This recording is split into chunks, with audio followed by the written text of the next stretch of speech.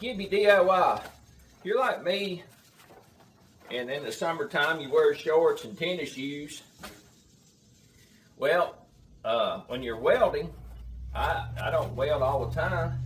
I may average maybe a weld a month or so. Fireballs come down and get your tennis shoes and put holes in them, get then, even worse, get down in your sock and then ouchie, So I looked online and found these things.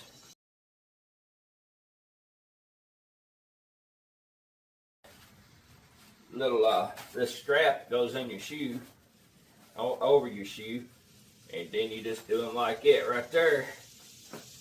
And that's good enough, as long as stuff don't fall down in there. And like you said, you just put them on here, wrap them around there, and it's real quick and fast. And man, you talk about nice. Yeah, I've used it already. Let me show you a video on that.